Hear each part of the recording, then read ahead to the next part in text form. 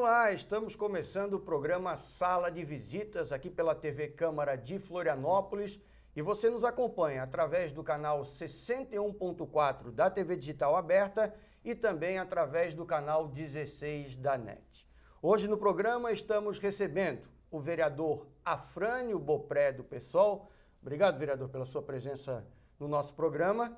E o convidado de hoje é Rodrigo Sartotti, ele que é professor de Direito Penal e Filosofia também do Direito, onde o assunto do programa hoje nós vamos falar sobre a Escola Sem Partido, um movimento que foi criado em 2004 pelo então procurador da cidade de São Paulo, Miguel Najib. São 15 anos, Afrânio, onde esse programa, onde essa Escola Sem Partido vem sendo discutido principalmente dentro das câmaras de vereadores, das assembleias legislativas, e um projeto que chegou até a Câmara Municipal também, está em tramitação, ele está um pouco parado, mas é um projeto que vocês vêm discutindo há um bom tempo e é um tema que precisa ser levantado para a gente poder conhecer um pouco mais do que é esse programa e o que ele pode ser desenvolvido a favor ou contra dentro das escolas. Obrigado, Fernando, pela presença. Então, eu concordo que esse é um tema bastante relevante, porque o que se criou foi um movimento que eu considero bastante equivocado, porque ele parte de um pressuposto de que a escola ela deve ser um espaço apenas de transferência de conteúdo. Isso é uma redução do conceito que está assegurado na Constituição brasileira, defendido pelo Superior Tribunal Federal, o STF, está no Plano Nacional de Educação, não é de ensino, no Plano Estadual de Educação e no Plano Municipal de Educação. A educação é muito mais amplo do que uma mera transferência de conteúdo, né? O gato comeu o rato, ensinar as coisas muito de maneira mecânica. A sociedade é bastante complexa e o ambiente da educação precisa dar conta de preparar as crianças, os jovens, inclusive os adultos, para lidar com essa temática social bastante complexa. Eu tenho dito que o oposto de escola sem partido, né, o antônimo dessa ideia, não é escola com partido, onde deveríamos ali antagonizar se você quer uma escola com partido ou você quer uma escola sem partido. Não é esse o debate, isso aí é uma bobagem, é uma forma simplificada, marqueteira, fajuta que levantaram.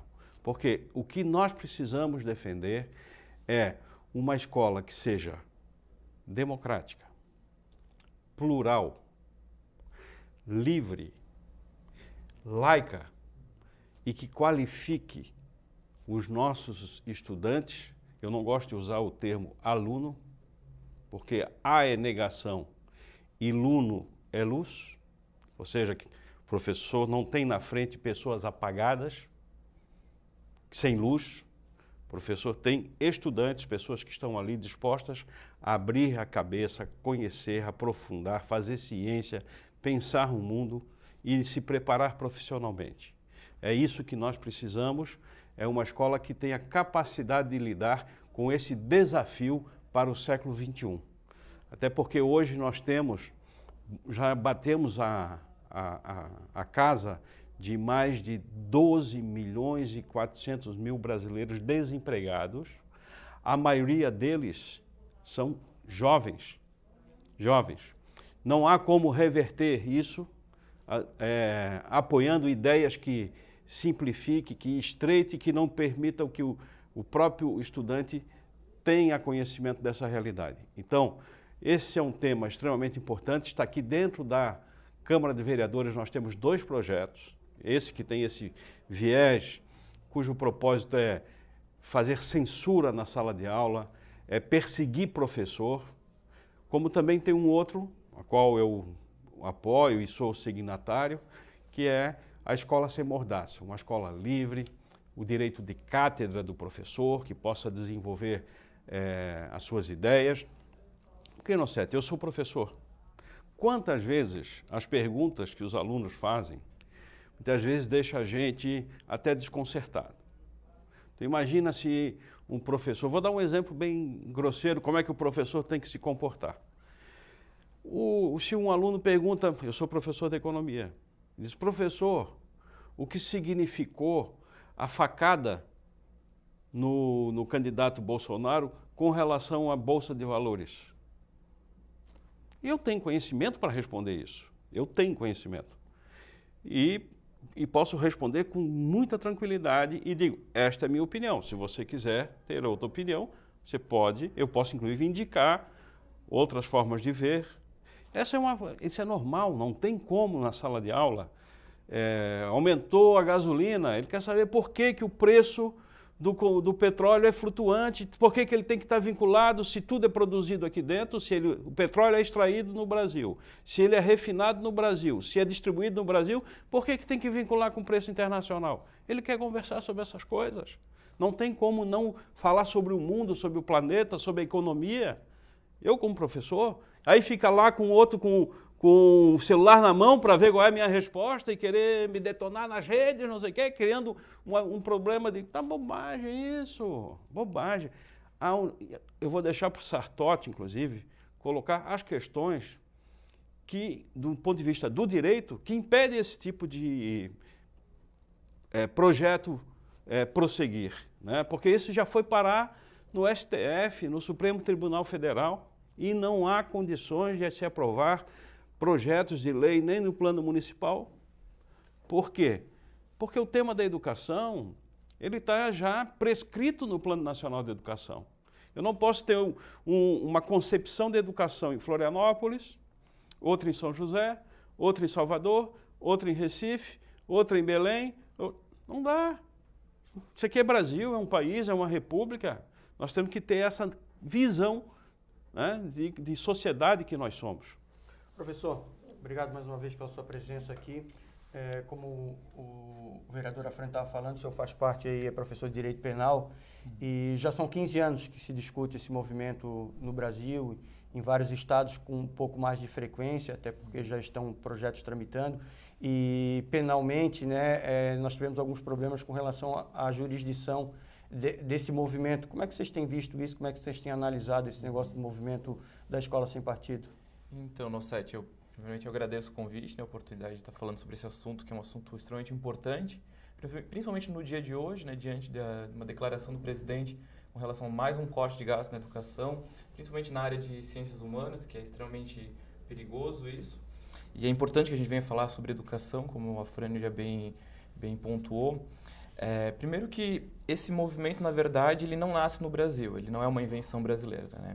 Na verdade, o que o Miguel Najib fez foi copiar um movimento já muito antigo, que existe, que foi muito forte, hoje já está bastante enfraquecido, mas que ele nasceu nos Estados Unidos no final da década de 70, na época do macartismo, chamava No Indoctrination nos Estados Unidos, que eram basicamente empresas grandes multinacionais, que financiavam alguns alunos para que esses alunos fiscalizassem e gravassem os áudios de professores em sala de aula nas universidades, como forma de perseguir esses professores, né?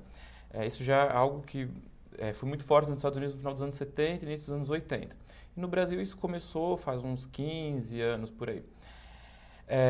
Bom, primeiro que do ponto de vista jurídico, né, eu sempre gosto de trabalhar a questão de escola sem partido, né, tanto do ponto de vista jurídico, né, que é a minha área, quanto do ponto de vista, eu diria, mais político, que também é importante, porque direito sem política ele não existe. O direito, no final das contas, ele é uma decisão política, né? Afinal de contas, nós estamos numa casa que faz leis, uma casa política, né?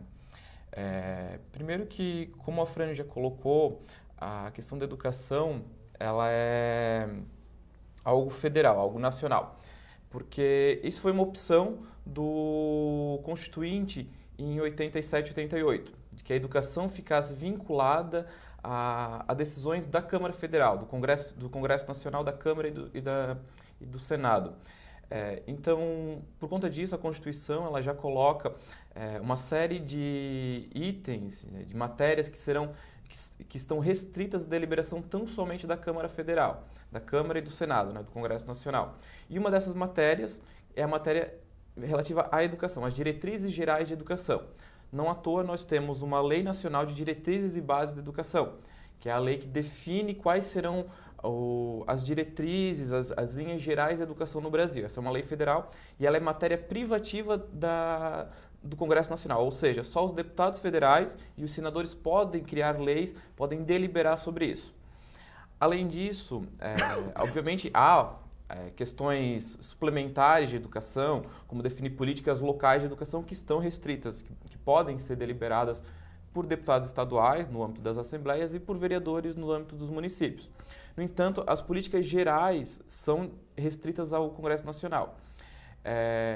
Além disso, a Constituição, nós temos na Constituição de 88 uma conquista democrática muito importante, que é o artigo 206, que trata do direito à educação. O artigo 206, lá no seu inciso 2º, ele vai falar do direito de ensinar e aprender, que são dois direitos que estão extremamente vinculados. É o direito do aluno aprender e o direito de ensinar do professor, que a gente chama também de o direito de cátedra, né? A liberdade de ensinar do professor. Na verdade, esses dois direitos eles funcionam como uma via de mão dupla, porque você não tem como, se você tira do professor a liberdade de ensinar, a liberdade que ele tem de entrar em sala de aula e ministrar o conteúdo, você, ao mesmo tempo, está tirando do aluno a liberdade que ele tem de aprender. Porque se você limita previamente o conteúdo, limita o professor, você está limitando o aluno também, o seu direito de aprender. E por isso que a Constituição fala do direito de aprender e direito de ensinar. A liberdade de ensinar do professor é a liberdade do aluno aprender. Deixa eu te perguntar, por que tu acha que, por exemplo, o procurador, né, o Miguel Najib, sendo um advogado, sendo um jurista, no que ele se embasou? Se dessa forma que você falou que democraticamente quem tem que fazer isso é o Senado, é lá a Câmara Federal, no que ele se embasou? Então, sendo um jurista. Então, porque, como eu falei, isso é competência do Congresso Nacional. Então, o que eu queria deixar claro é que o Congresso Nacional ele pode deliberar sobre isso. Ele pode deliberar sobre um projeto, por exemplo, um projeto de escola sem partido. Muito embora eu particularmente ache que esse projeto, esse tipo de matéria, ele viola a Constituição. Justamente o artigo 206 que eu acabei de mencionar. O que eu acho extremamente prejudicial, Nossetti, é quando assembleias estaduais e principalmente câmaras municipais começam a querer deliberar sobre isso. Porque é muito claro na Constituição que as linhas gerais, as diretrizes gerais de educação são de competência do Congresso Nacional, competência da União. Então, me parece muito estranho quando deputados estaduais e vereadores querem criar normas gerais de educação, porque isso está muito claro na Constituição que é do âmbito federal. E isso é o que eu costumo chamar de qualidade do legislativo. O que eu quero dizer com isso? O legislativo, ele pode, tanto no âmbito federal, estadual e municipal, ele pode fazer, e ele deve fazer o que a gente chama de controle prévio de constitucionalidade. Ou seja, verificar se determinado projeto de lei está de acordo com a Constituição da República, com a Constituição Estadual e com a lei orgânica do município, no caso dos vereadores. Por isso nós temos aqui a Comissão de Constituição e Justiça. Exatamente, que ela tem a competência de fazer esse exame prévio de constitucionalidade. Aí o que eu chamo então de qualidade do legislativo? É que me parece muito estranho quando um vereador ou um deputado estadual vem e propõe esse tipo de lei, um vereador, principalmente um deputado estadual que tem uma assessoria mais ampla, uma assessoria jurídica mais ampla, e vem e propõe esse tipo de projeto de lei, porque a assessoria dele sabe que esse projeto de lei, ele claramente viola a Constituição, ele não é competência do legislativo estadual e do legislativo municipal. Por isso que eu falo então de qualidade do legislativo. O vereador e o deputado estadual, eles têm que previamente saber aquilo que eles estão tratando. Principalmente no momento que a gente vive hoje no país e que nós estamos querendo cortar até o cafezinho das repartições públicas. Então não me parece não é qualitativo. Só um Ctrl-C e Ctrl-V. Esse Exatamente. Projeto tem lá e a gente vai tentar trazer ele para cá. E é justamente isso que está acontecendo. Tanto se você entrar no site do Escola Sem Partido, há uma plataforma lá onde você baixa o projeto de lei e você simplesmente adapta ele para os municípios, o que é completamente inconstitucional. Então, por isso que eu falo que é uma questão de qualidade do legislativo, né? Nós temos que prestar atenção no tipo de trabalho que os nossos vereadores e deputados estaduais estão desempenhando. Porque, como eu falei, né, a gente está vivendo um momento de crise econômica em que se quer até cortar o café das repartições públicas. Então, não me parece econômico você movimentar o legislativo para tramitar um projeto de lei que é claramente inconstitucional. A gente tem que se preocupar com coisas mais urgentes. E isso veio acontecer aqui na casa, né, Frane? Porque o projeto ele passou pelas comissões e quando chegou na CCJ ele teve o parecer contrário da CCJ, onde ele foi trazido a plenário e no plenário ele acabou sendo retirado para que fossem apresentados aí fatos novos, digamos assim. Isso é, de repente, uma maneira com que o vereador achou que naquele momento de repente não fosse derrubado o parecer da CCJ, mas aí cada vereador analisa dessa forma. Você vê dessa maneira também que o fato do projeto já começar tendo o parecer contrário da CCJ já se causa um constrangimento até para os próprios vereadores que têm que analisar isso, né? Sim, a minha experiência como vereador, eu digo assim, esse projeto ele entrou. Quem apresentou, que está vinculado ao MBL,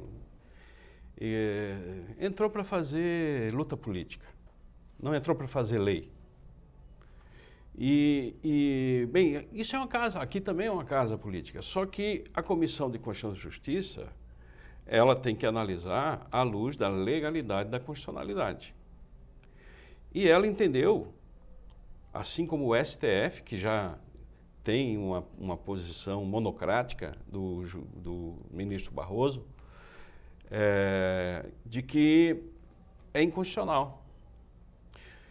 Bem, quando a Comissão de Constituição e Justiça aqui na Câmara toma essa decisão, essa opinião tem que ser levada ao plenário para que ele ratifique ou modifique. Até porque ele é soberano. O plenário é soberano. E na hora que o tema chegou no plenário, o vereador resolveu tirar de pauta, que é para deixar ele em banho-maria, para fazer debate, etc. Porque também sabe que é inconstitucional. Mas eu queria trazer aqui um ponto que eu considero de que o professor, ele não pode fazer tudo o que ele acha ou tudo que ele quer dentro da sala de aula. Isso é uma coisa que também nós temos que dizer que tem liberdade ampla, mas não é absoluta. Ou seja, ele tem que estar dentro do que está garantido, assegurado, definido pelo Plano Nacional da Educação, pelo Plano Estadual e pelo Plano Municipal, que são complementares.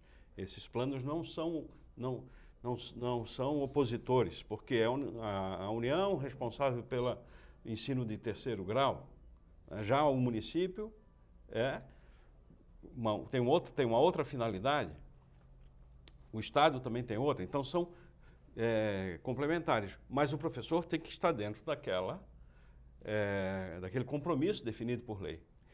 Então, agora, o que estão fazendo é dizer assim, não, a escola, a universidade, aquilo ali é um espaço de doutrinação em cima dos alunos e tal. Não é isso, porque se todo mundo que já passou pela escola, ninguém aqui está inventando nada, é só se perguntar, fazer um exame de autoconsciência e dizer como os meus professores, como é que se comportaram. Pode ter tido situações de um ou outro professor, seja para o lado A ou para o lado B. Agora, em geral, não é isso que nós precisamos. Nós precisamos fortalecer a educação do Brasil. O que precisa é questionar esse congelamento que foi feito do orçamento da União por 20 anos, investimento em educação.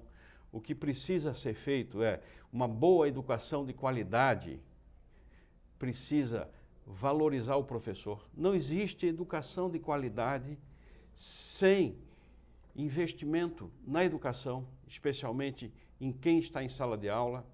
Isso é básico. Então, nós precisamos mudar a pauta. A pauta é para qualificar a educação no Brasil e para dar garantias de investimento, de funcionamento, boas bibliotecas, bons laboratórios de informática, bons laboratórios de ciência. Não pode faltar comida na merenda escolar, que muitas crianças, inclusive, essa é a sua única alimentação.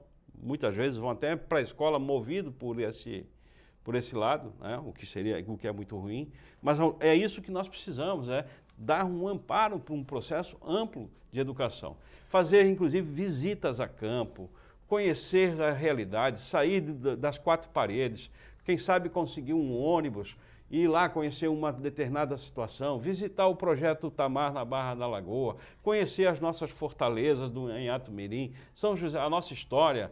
Tudo isso é um processo amplo que nós precisamos fortalecer. Essa é a pauta da educação.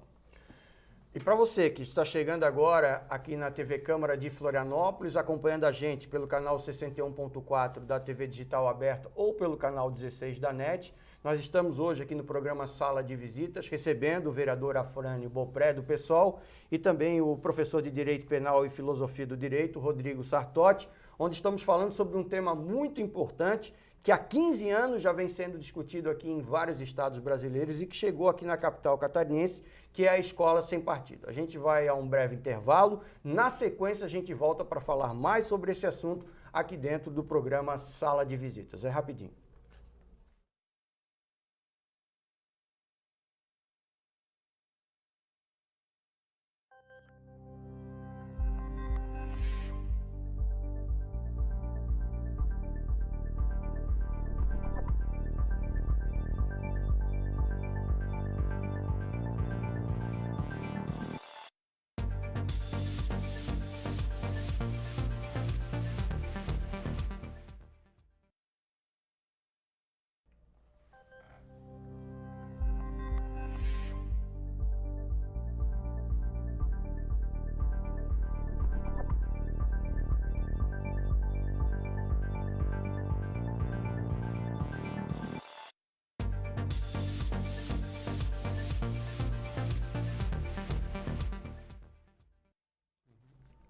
Voltamos com o programa Sala de Visitas aqui pela TV Câmara de Florianópolis, acompanhando a gente sempre pelo canal 61.4 da TV Digital Aberta e também o 16 da NET. Hoje vamos continuar falando de um assunto muito importante, que é a Escola Sem Partido, um movimento que foi criado em 2004, lá na cidade de São Paulo, pelo procurador Miguel Najib. Mas para a gente debater esse assunto, que já está tramitando, inclusive, um projeto de lei aqui na Casa, no Legislativo da Capital, a gente está conversando e está recebendo o vereador Afrânio Beaupré, do PSOL, e também o professor de Direito Penal e Filosofia do Direito, Rodrigo Sartotti.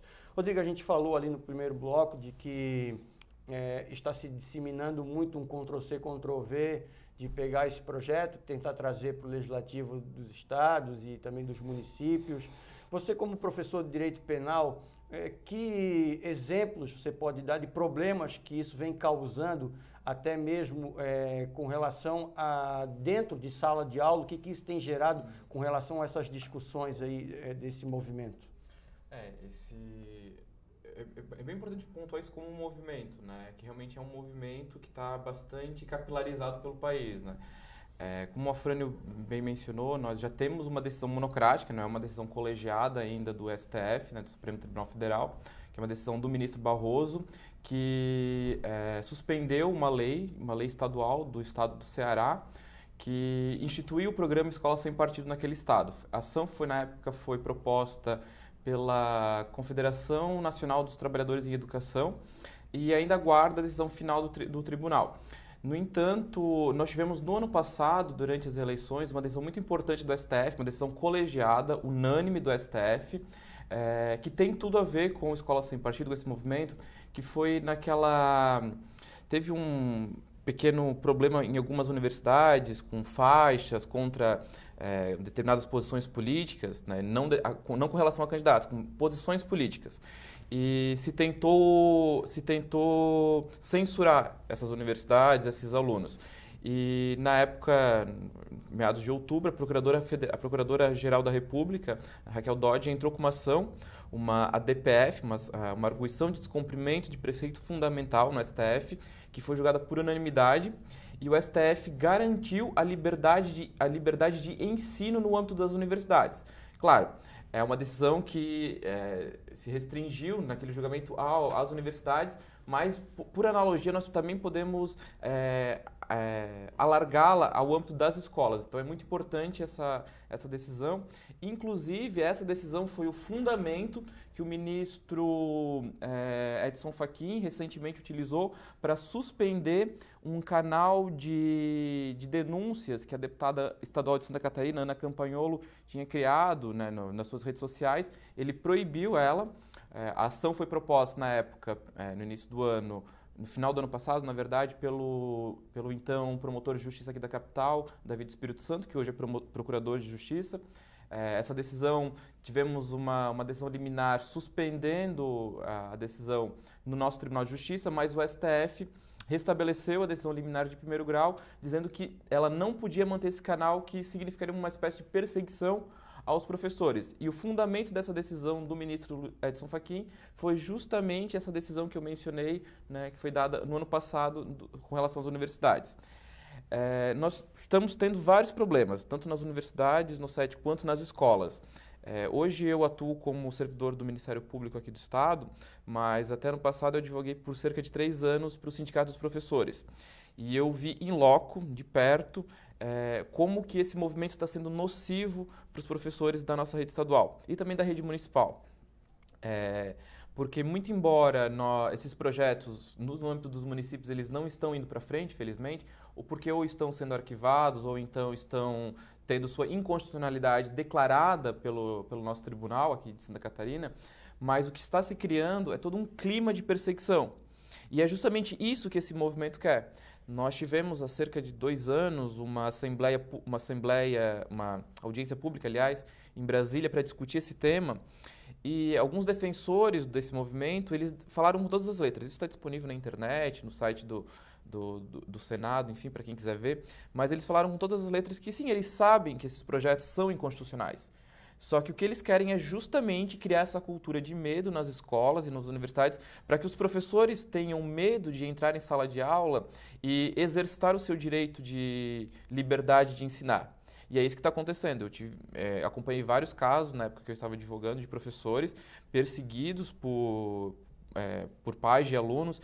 Teve um caso, né, obviamente por uma questão de ética, não vou citar aqui nem o município, nem o nome da pessoa, mas tivemos um caso em Santa Catarina de uma professora da rede estadual que ela fez uma atividade com os alunos em que ela inverteu os papéis da Chapeuzinho Vermelho. Era o Chapeuzinho Vermelho e a Loba Má. Isso foi motivo suficiente, pasmem, para que os pais de um aluno notificassem extrajudicialmente essa professora e chamassem ela em juízo. Tivemos esse caso, um outro caso, que esse eu posso citar o nome, que foi um caso que eu não atuei diretamente, mas que tomou a imprensa, que foi o caso da professora Márcia Frigi, de Pomerode, que, na verdade, ela foi agredida por um aluno, levou um soco na cara, não teve nada a ver com o movimento Escola Sem Partido, mas isso desencadeou uma série de ataques à professora, que chegamos ao ponto do então deputado federal João Rodrigues, que passou uma temporada na Papuda, inclusive, ele chegou ao ponto de ir para a tribuna na Câmara Federal, dizer que a professora Márcia Frigi, ela mereceu o soco na cara porque ela é feminista, de esquerda e filiada a determinado partido de esquerda. Chegamos a esse ponto de um deputado federal defender na Câmara Federal que uma mulher, uma professora, merece um soco na cara, literalmente, por ter determinadas posições ideológicas, políticas, filosóficas. Então, estamos tendo isso nas escolas aqui em Santa Catarina, em Florianópolis. Temos um grande número de professores na rede pública de ensino aqui de Santa Catarina e de Florianópolis, a Fran sabe bem disso, professores que estão adoecendo com doenças mentais, e muito tem a ver com esse clima de perseguição também que nós estamos vivendo hoje. E nas universidades também, estamos tendo alguns casos de perseguição. Tivemos um caso no ano passado aqui em Santa Catarina, no Instituto Federal, lá em Abelardo Luz, em que tivemos uma intervenção direta no Instituto Federal. há um clima entre professores, como eu sou professor no ensino superior, eu tenho vários colegas que são professores assim como eu, e há um clima de medo entre os nossos colegas professores no ensino superior, que as pessoas estão com medo mesmo de expressar determinadas opiniões. Isso é muito grave, porque, obviamente, o professor está adstrito a uma ementa, a um plano de ensino, isso é delimitado pelas instituições de ensino, pelos planos de educação, enfim. Só que nós não podemos impedir o professor também de dar suas opiniões em sala de aula. Quem impedia isso, quem gostava de fazer isso, era a ditadura militar, que inclusive tinha leis que proibiam os professores de expressar opiniões, né? Alguns professores, inclusive, tiveram seus direitos políticos suspensos, foram exilados do país. Um exemplo é o nosso ex-presidente Fernando Henrique Cardoso, que era professor da USP e durante a ditadura foi exilado por conta de um decreto que impedia a liberdade de ensino nas universidades. Mas, como o Afrânio bem colocou no bloco anterior, nós temos mecanismos já na legislação para coibir os excessos de professores. Óbvio que há excessos, e óbvio que o professor não tem uma liberdade irrestrita em sala de aula, ele está adstrito a determinadas condutas. Por exemplo, um professor não pode chegar em sala de aula e ter uma atitude racista, por exemplo. Isso é crime. Ele vai ser punido criminalmente pela lei penal e vai ser punido administrativamente. Quando eu advogava, eu acompanhei vários processos disciplinares administrativos de professores que tinham extrapolado alguma questão em sala de aula, mas nós temos legislação para isso. O que você não pode é censurar previamente o professor. Esse que é o grande perigo. Eu queria só acrescentar... Pode acrescentar que depois eu vou te fazer uma outra pergunta. Não, também. Porque assim, nós estamos discutindo o tema, e é um tema sobre educação, e professor tem uma função muito grande. Mas se a gente mudar um pouquinho o foco, vamos entrar nas bibliotecas. O governador do Rio de Janeiro, por exemplo, determinou retirar da biblioteca da rede estadual do Rio de Janeiro um livro de um professor de história que é o Chico Alencar. Então veja, essa perseguição, ela está em cima do professor, mas está em cima do conteúdo também. Determinado conteúdo pode, determinado conteúdo não pode. Quem faz essa escolha também é uma escolha política. Percebe? Então eu quero mostrar que o tema é bem amplo, bem mais complexo do que apenas relação professor-aluno. É um tema sobre educação que é bem mais amplo. E aproveitando para dizer que nós vamos fazer agora, no dia 9 de maio, uma atividade organizada pelo meu mandato de vereador, um debate na Unisul, junto com o DCE da Unisul, convidando esse professor do Rio de Janeiro, o Chico Alencar, que foi deputado federal, foi vereador também no Rio. Ele vem a Florianópolis para discutir esse tema, e também a professora da UDESC, a professora Marlene Faver, que vai estar também participando desse debate. Aproveitando aqui a audiência da nossa TV Câmara, vai ser no dia 9 de maio, às 19 horas, no auditório da Unisul, aqui no centro, na rua Antônio de Bimus. Deixa eu te perguntar, Fran, a gente falou do projeto que está tramitando na casa, que é o Escola Sem Partido, mas também o vereador Lino colocou também para tramitação um projeto que se chama Escola Sem Mordaça. Certo. Qual é a avaliação que você faz? Não é um projeto que caminha da mesma forma por também ter tido parecer contrário da CCJ? Sim, os dois projetos são inconstitucionais. Os dois carecem do mesmo vício. Eles ferem mesmo artigo da Constituição, já citado pelo professor Sartori, que é o artigo 206. Mas essa é a questão, que é transformar todos os espaços possíveis nesse debate. E nós precisamos qualificar essa conversa. Sem medo, nós temos que conversar. Tá? O Escola Sem Mordaça é uma resposta ao Escola Sem Partido. Um é a perna direita, o outro é a perna esquerda. Os dois, onde tem uma, o outro está chegando. Então, esse é um assunto que eu quero dar especial atenção, porque eu não vejo um Brasil ter futuro sem educação. Agora, não pode ser uma educação, como disse o ministro Barroso no seu despacho. Ele disse, o Escola Sem Partido na verdade, está pretendendo colocar um partido dentro da escola. E a escola tem que ser colorida. Ela tem que ter... Eu, por exemplo, eu dou aula de economia e a minha aula é sobre teoria econômica. Eu começo dizendo, olha, Adam Smith, qual é o papel dele? Keynes, Marx. Eu sou obrigado, como professor, a falar sobre o pensamento econômico. Não vou falar só sobre aquele que me é conveniente. Então, isso é a função do professor, ser amplo. Agora, se tem alunos, se diante de determinado tema eu posso apresentar uma opinião, eu sempre vou fazer, respeitando inclusive o aluno e dizendo para ele, esta é a minha opinião. Se você quiser, posso lhe dar inclusive orientações de outras opiniões. Rodrigo Sartotti, a gente te agradece a tua participação aqui no programa Sala de Visitas da TV Câmara. Um último questionamento. Os professores, ou até mesmo os alunos que se sentirem lesados, que se sentirem agredidos de alguma forma, como é que eles devem proceder? Qual é o princípio legal para que eles possam tomar algum tipo de providência com relação a isso que vem acontecendo? Certo. Então, Nossetti, no âmbito das escolas, né, há toda uma equipe pedagógica que ela está preparada para amparar o aluno nesse tipo de situação. E, a depender do caso, um caso mais grave, como eu citei, por exemplo, um exemplo de um professor que comete um crime em sala de aula, isso pode acontecer.